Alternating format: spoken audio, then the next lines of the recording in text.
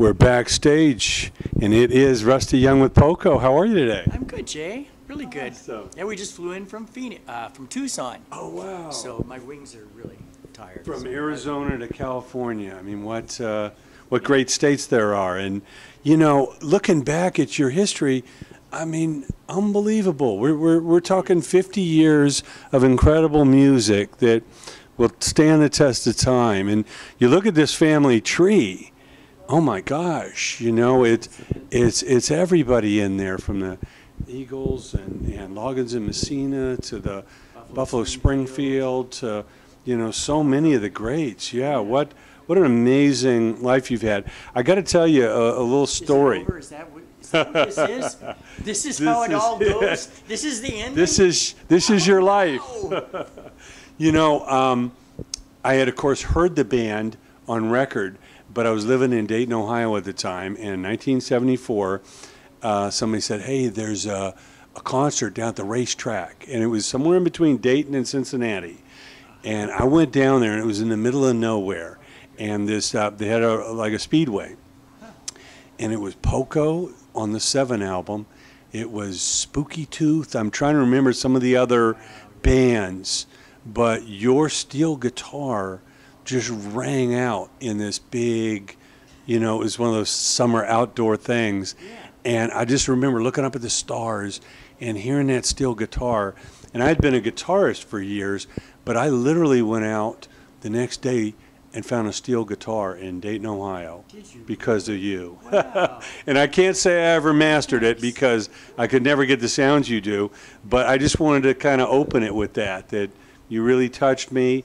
I played that 7 album so much, and then of course went back and stayed in touch and kept current. But again, who were your heroes? You know, when you started growing up loving music, you know, who was the one that was playing the steel guitar? Who was making that music that inspired you to do this? Well, my folks were big country music fans, and you know, steel guitar is a big part, or used to be a big part of country music. And so they actually I started playing when I was 6 years old, in 1952. So I've played steel guitar for a really long time. It's kind of like breathing these days. You know? But yes, they started me then. And so, you know, influences back then, there weren't a lot of steel players. And, you know, there's a guy called Alvino Ray, who actually was the first guy to use the voice box, you know, like Peter Frampton. Yeah. He was the first one? Yeah, back in the 40s. And in the 50s, when I was learning to play, there was a brilliant steel player called Buddy Emmons that was pretty much everyone's influence. And there was a guy named Ralph Mooney, who was a big influence on me. But you have to understand that the pedal steel guitar was really invented in the 50s. It wasn't around before then. So it was a really new instrument in the late 50s and early 60s. So I got in on the ground floor. When I was learning, everybody else was learning too, you know. So it was a perfect time to take up that instrument and learn all about it. And then, you know, it wasn't very cool though in high school and junior high school to play pedal steel guitar. And so when Sano and Johnny came along, you know that song Sleepwalk, da da da da da da da da. When that came along and was a huge hit, all of a sudden steel guitar was cool. And so they were a big influence on me as well. Amazing. Yeah, it was like, you know, there was this divide between country and rock and roll.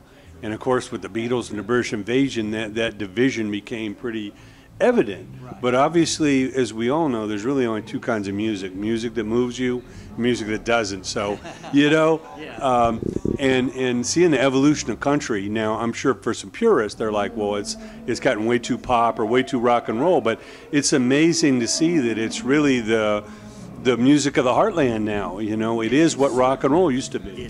Yeah, it really is. But it's, you know, it really is heavy metal with a hillbilly singer these days, which is, to me, is kind of sad because real country music is gone. It's the only music form I can think of that's really gone. I mean, there's jazz and there's Dixieland and, you know, the blues and bluegrass. All these forms of music are still around and people are playing them. But real country music, you know, like in the old days, the Farron Youngs and, you know, the Hank Williams, that music doesn't exist anymore. And it's I think it's a little sad. Yeah, I guess it's like the museum piece. You go to the Grand Ole Opry and walk through the museums, but you know, the acts that are filling the charts and filling the arenas are like a whole nother level. Right, that's a whole different thing. And it's strange because I went to Nashville in 1985 and had a meeting with the record company, and they said, okay, in country music you can't have loud guitars like you do in rock, and you can't the rules. You can't have the drums, and you can't have more than one lead singer, and they laid out all this stuff that is exactly the opposite of what it is today. And they said, you know, we don't sell a lot. We sell 4 gold records a year in country music. This was 1985. Wow. And I'm thinking, well, no wonder you sell 4, you know, because you've limited yourself so much. And today, you know, there are millions and millions and trillions of records because they kind of opened their eyes. To what people want. People want that. Well, that's it, you know. And just watching the CMAs the other night, you just see the community is really strong, you know, with the country music community, and you know. But you guys are obviously credited and put in that bag with this West Coast sound, this country rock sound, which of course made super famous, you know, by the Eagles and so many of the other bands. But what were the origins of that? Obviously, you brought your country roots into the band. You know, you had Richie, you had Jimmy. You know, tell us about the coming out of the ashes of Buffalo Springfield, the origin of the band. Well, yeah, well, the beginning of POCO really is the Buffalo Springfield, because I was called to go out in 1967 and play on the Last Time Around record, the Buffalo Springfield album. And when I went out there, I'm from Colorado, I went out there to Hollywood and met Jimmy and Richie and played on a song called Kind Woman that Richie had done. And so, you know, Richie and Jimmy and I really got along really well, and the Springfield was broken up, so we decided we had a concept we wanted to do, and that was have rock and roll lyrics and melodies, contemporary music, but it was colored by country instruments, like, because I play banjo and mandolin and dobro and steel guitar and all that kind of stuff.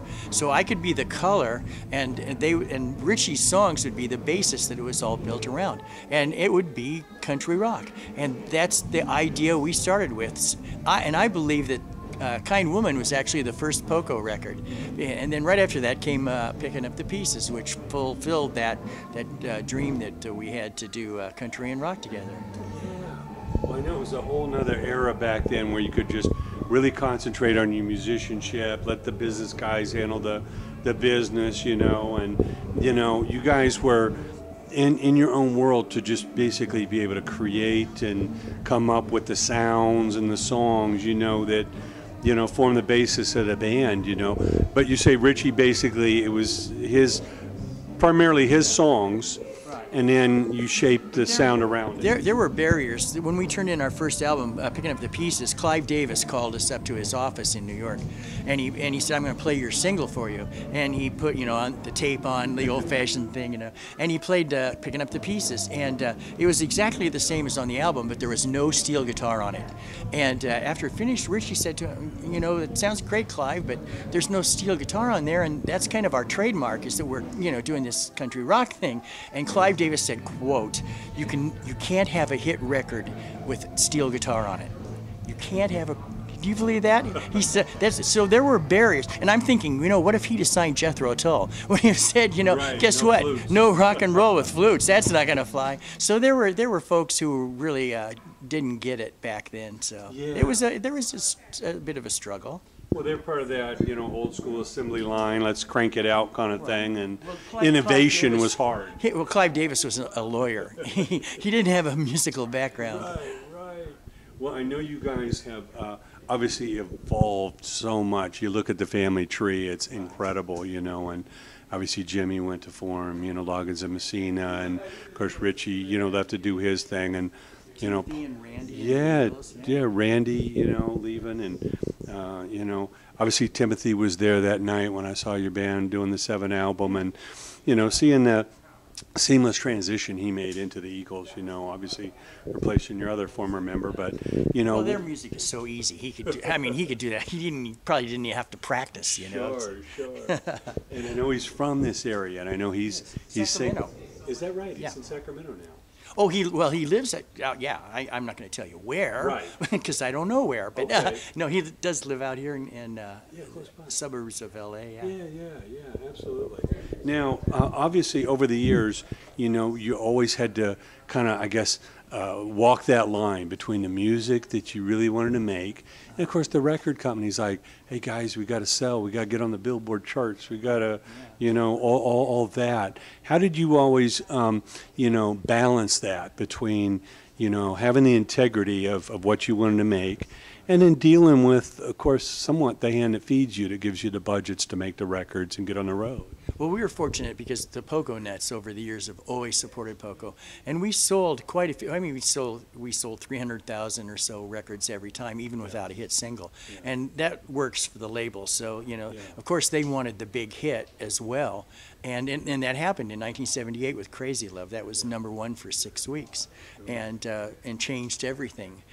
So you know, we always sold enough records to stay on the label, and then when Crazy Love hit, it was a whole different ball game. Yeah.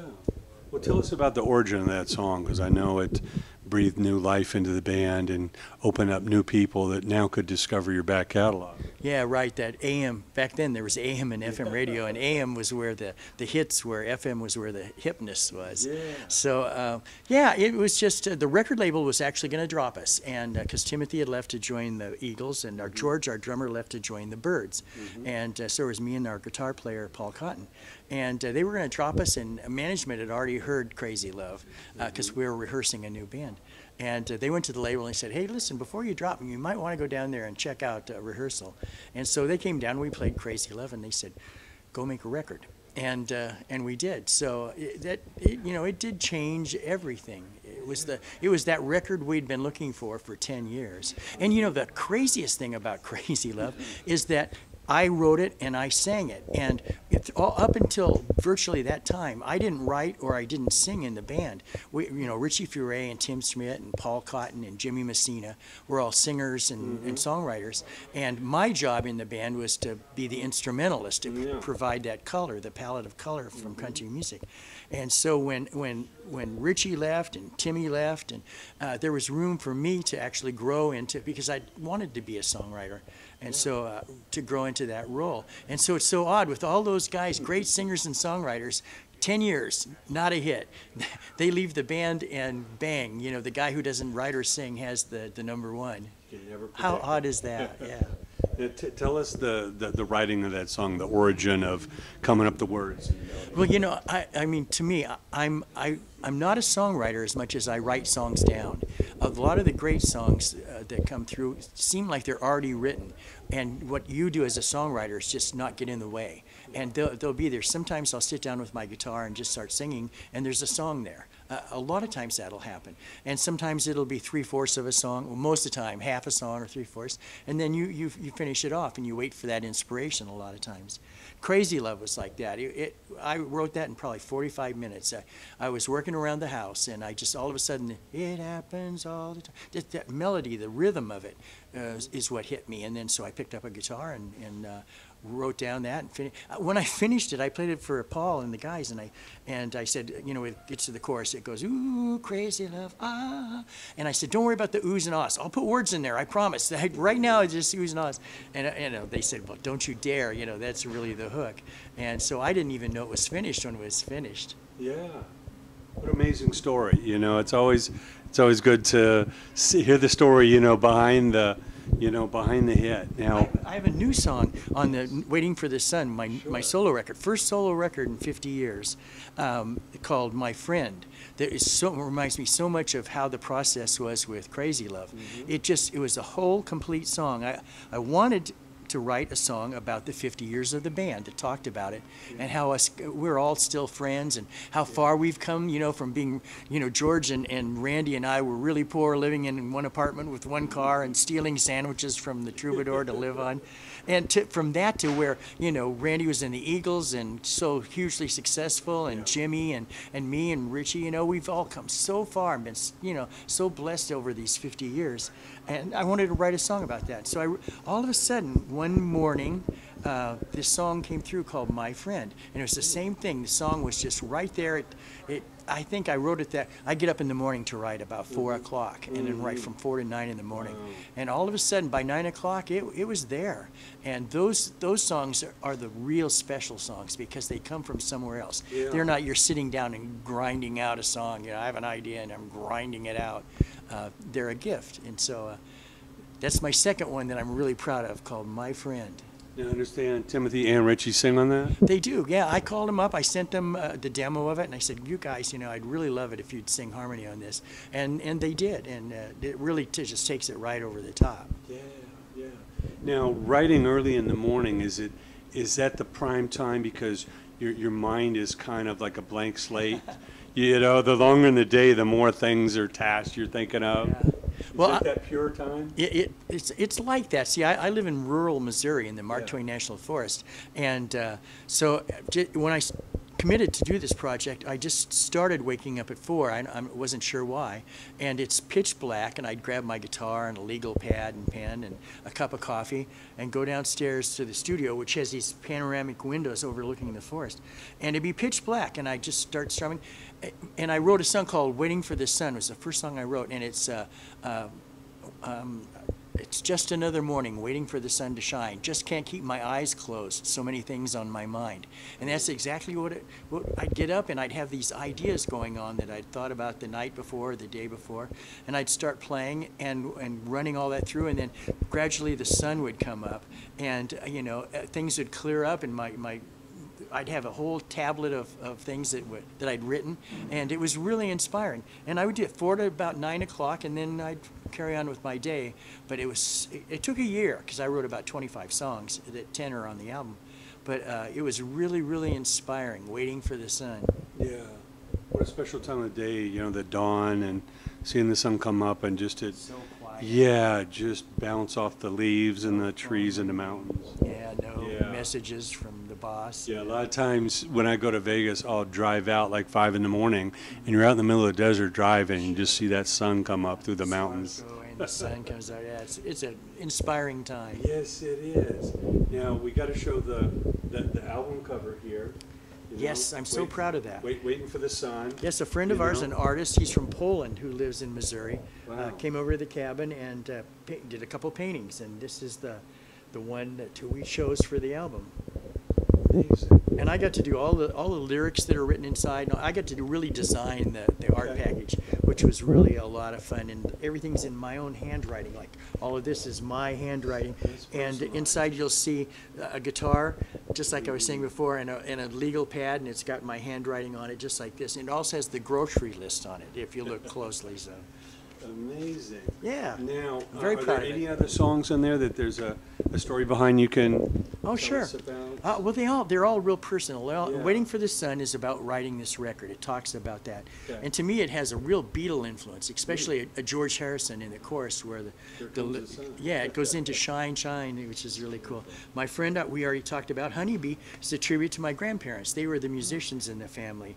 My grandmother actually played piano in the movies, the silent movies, back in the 2030s. She would be in the theater playing along, and she'd just look up at the screen and play along to what she saw, which is so creative, and I think she passed that on to me. So I wanted a song that they might have been playing back in the 30s.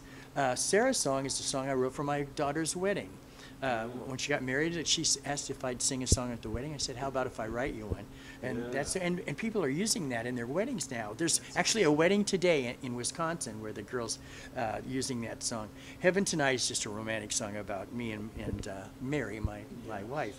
Hey There is about, when you meet someone and you get that your eyes, lock, and you're in a strange place and you connect to that. It's one of those songs. Down Home is about the cabin. Yeah. It's about all our neighbors and living in the cabin. And it's real POCO.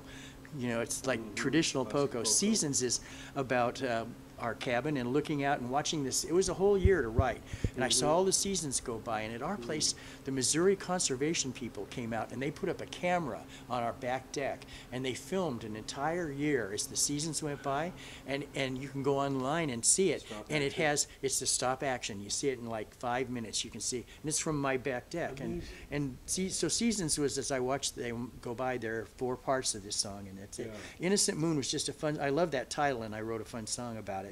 Gonna Let the Rain is about how messed up I think things are now. I'd look out my window and I'd not be feeling real good about the way things have been going and are going. And I saw in the forest how the rain would come and it would just wash things away, wash bad things away. The river would change, and you know, just the rain cleans things and in nature. And I thought, boy, we really need that, you know. Yeah. And so it's my protest song. It's Gonna Let the Rain, and it sounds, there's a serious Rolling Stones vibe about that guy. So That's amazing. so that's the album. Yeah. Well, congratulations. It's an amazing piece of work, and like I say, it sums up 50 years of all this. It does. It you know, has a making little bit of music, everything you know, in there. And I'm sure you had creative control, so it's really I did. all you. Blue Alon's really, really great, and probably the only place I could have done this record. So I'm really thrilled to be part of that family. That's amazing. I see there's some great talent over there. And, you know, all that you've been through, Rusty, I know the business has radically changed and evolved, but what advice do you give to the young songwriter, the young musician coming up today? Because, you know, we know the perseverance that it took, you know, to get to what you do, and, you know, the dedication and certainly the risk-taking and all that. But, you know, a lot of people coming up today, they want the easy route. They want the, you know, the shortcut, you know, click a mouse, and how do I get to the end zone, you know? What advice or what can you impart on them from your years? Well, you know, what I've seen over the years is, and I've been around people who have been incredibly successful, like Steve Martin and, you know, the Don Henleys, and a lot of all of the Kenny Loggins, the guys that are have really made something, had one thing in common I saw, and that's that they really believed in themselves. When Steve Martin was opening for us and was virtually a nobody, he had an attitude that I'm a star, and someday you're all going to see that I recognize that I know I'm a star, and someday you'll know that too. And those guys all had that. They believed in themselves so much, there was no way that they weren't going to make it. And I think that's the difference between the ones that really make it, you know, the Bruces, and because he's the same way, I know. I have friends that play in his band. And you know, that believing in yourself, because you're going to get knocked down. I mean, it happens to me still on a daily basis. No one's going to, you know, jump on the wagon and go, you are in the beginning especially, that you are the Nobody greatest. wants to make it easy. You have to have thick skin, and you have to believe in yourself and fight on and keep going and just persevere. And that's how folks really make it big. Yeah. I've seen it. Well, a lot of times it's getting past that point where most people would have quit, and they kept going. Right. And then, like you say, out of the blue, a Crazy Love comes out, or they hit some note that just created a door that swung open, and because of the confidence they had, they never let that door shut. Right. You can wear an arrow through your head and play banjo and actually be a success. Go figure. Well, that's great words of wisdom, you know, and all that you've seen and done, you know, we treasure those words. Well, we can't wait for the set tonight. I know you're pulling from so many albums. How do you even put together a set like this? I know you got to play the favorites, but, you know, and the new stuff, but how do you put together the set? Well, you know, I mean, of course, everybody has a song, you know, that they like from, you know, the third album or the fifth album or the sixth album. And so it's really hard. There's no way I can play everybody's favorite song. Yeah. And, you know, people have favorite members who have been in the band. They want to hear their songs. Yeah. So we play a Paul Cotton song that everyone loves, and a Timothy B song, and we play a couple of Richie songs, you know, from Picking Up the Pieces to Good Feeling to Know. And so we try and cover all the songs, Rosa Cimarron, Crazy Love, you know, Heart of the Night, that people come, and those are the songs that they really want to hear. And the hits, Call It Love and Crazy Love. And but then we also mix in brand new songs from this my new solo record. And the really cool thing about it is a couple of nights ago we were playing in Denver, and after the show we always go out and talk to people and sign autographs and do that stuff. And this woman came up to the table and she said, "Listen, you know, I got to tell you that when I go to a concert, I really want to hear the songs that I've heard over the years that I love, and that, you know, the familiar classic songs. Yeah. And I don't really want to hear new songs." And she says, "It's always been that way." And she said, "Well, tonight when you guys were playing, you said I'm going to play a new song." I thought, "Oh man, darn it, you know." But you played a song, and I really liked it. And so, you know, then you played the other songs, and then you played another new song, and I liked it even better. And all of a sudden I was going, "Gee, I hope they don't play any of those old songs anymore." So, you know, that's the greatest kind of positive feedback you can have. And so I guess we're doing our job. Well, congratulations again on the new album. I know you're going to knock them dead tonight. Rusty, again, your music's meant a lot to me and so many people, and we look forward to sharing the word on the new album. And please keep making that great music. All right, Jay, it's great talking to you. If you could get a